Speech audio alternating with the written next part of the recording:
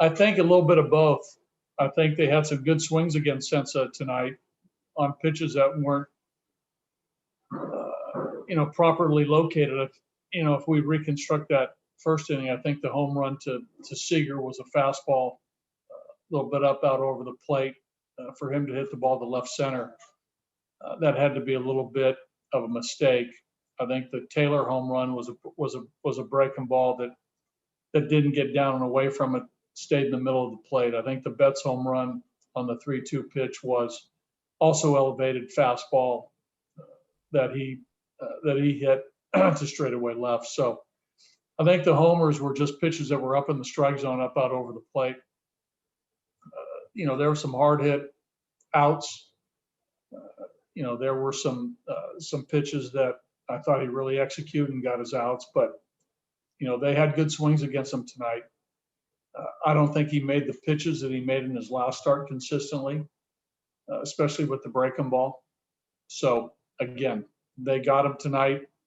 He didn't make enough good pitches throughout the outing, and he'll probably be the first to tell you that. Okay, and then the other obvious question is, Bauer seemed like he was just had everything working, kept you guys really off balance with a variety of stuff.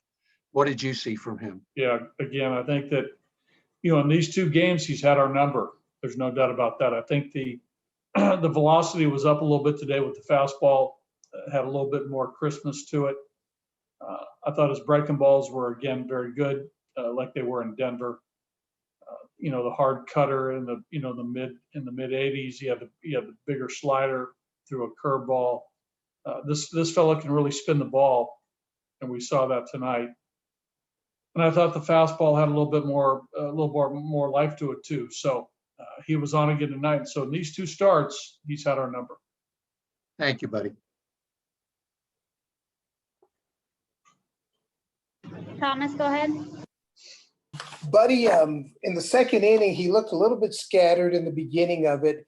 Did you feel like, though, that did you feel like he was on the ropes at all, or did it just seem like, if he got a couple pitches? Yeah, no, I thought, again, I agree. I thought it looked as though he was a little bit erratic with his delivery. Looked like he got a little emotional with a couple balls that were called balls that he thought maybe were strikes.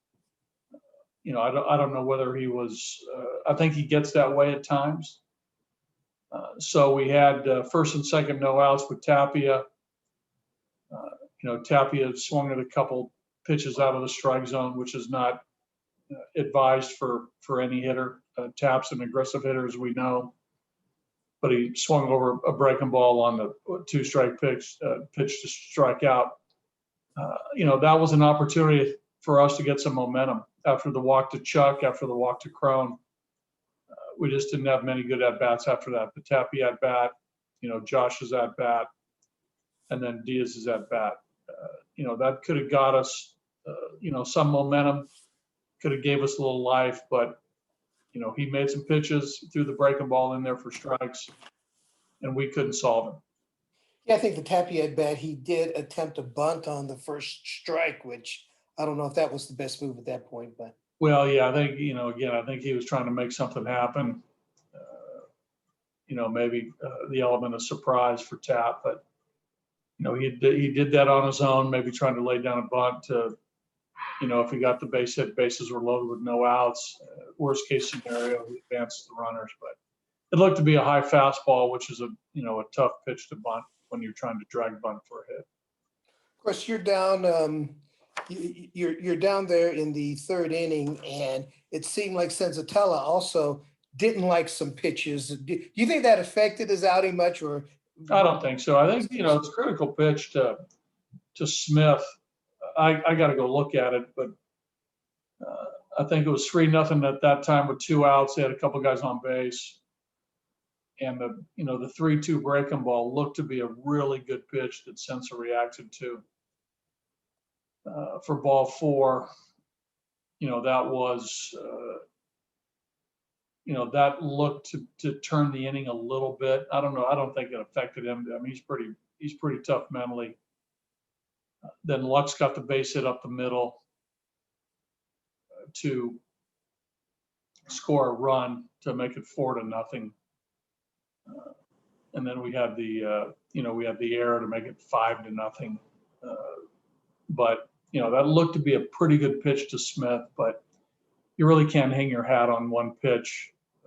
Overall it would have been, obviously a different, different turnaround if, he gets that pitch. You never know what happened from there. But again, to your question, I don't think it affects Sensa. He's one of our toughest guys mentally that we have on our club.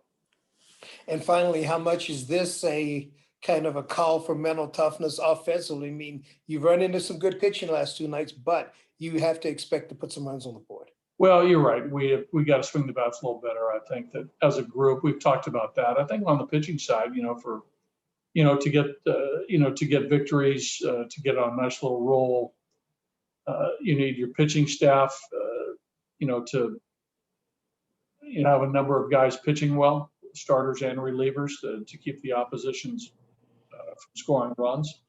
And offensively, if you're going to put runs on the board, you need it from 7, 8 guys out of the 12. You need good at bats. You need guys getting knocks. You need guys getting on base. You need clutch hitting, all the things that go into run production. And as of right now, the last 5, 6 games, we haven't gotten it. Thanks, buddy. Yep. Ed Henderson. Hey, buddy. Thomas was talking about the issues with offense, and I'd like to touch on that for just a minute. Been pretty anemic over this last 4 games, 4 runs on this West Coast road trip. Are you concerned with guys like Charlie and Crone that you're not seeing anything yet that really gives you any offensive punch, really? Well, it's not happening right now, Ed. I think over the long haul, I think it will be there. That's why we're going to continue to play each and every day. But again, I think there's a track record with Charlie. There's a track record of Crone right now, and 30 plus at bats. It's not happening. And early in the year, it's magnified for sure. All teams are under the microscope early.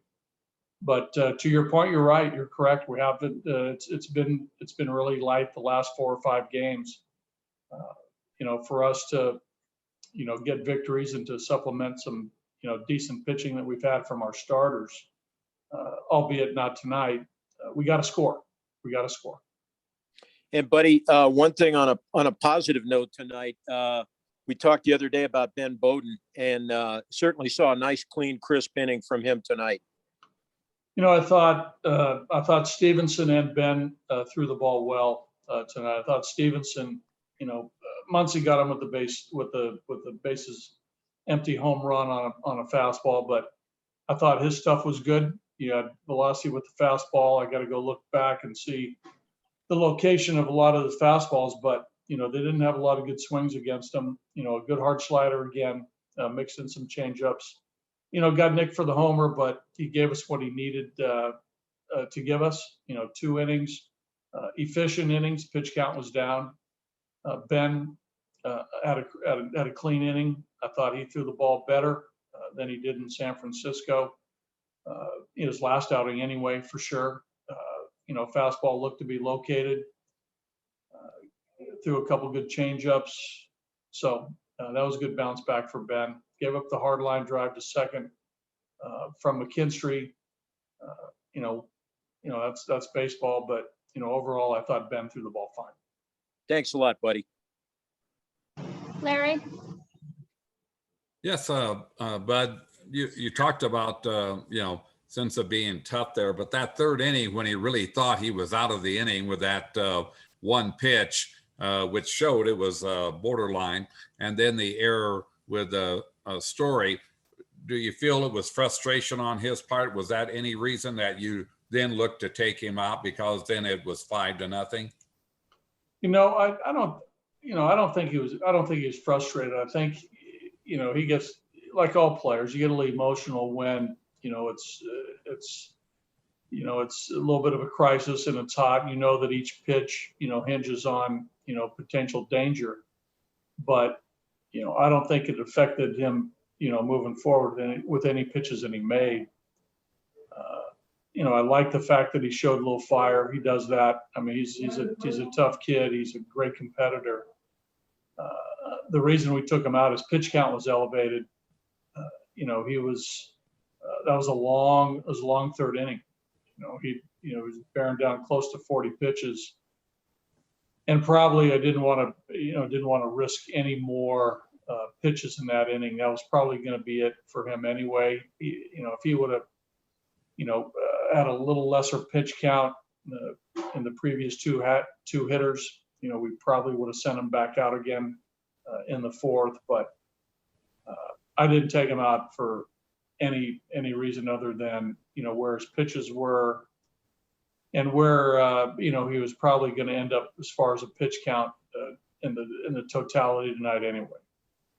With the beginning of the season, of course, it's been all division teams that you've met so far. Does it disappoint you, or is it a kind of a morale thing situation that you've struggled so far against teams within the division, or you just feel it's really early and the next time you meet some of these teams, it could just turn around? Well, we're battling every night, Larry. We're not looking in the past. I mean, our team turns the page pretty quickly. We know the last couple of days we haven't scored. We're in San Francisco. We were in hard-fought games. Even the games against the Dodgers in Denver, those were close games. Tonight was really the only game, and you can sort of count the Bauer game as well as games that were probably from start to finish. We probably weren't in, even though we came back in the Bauer game in Denver.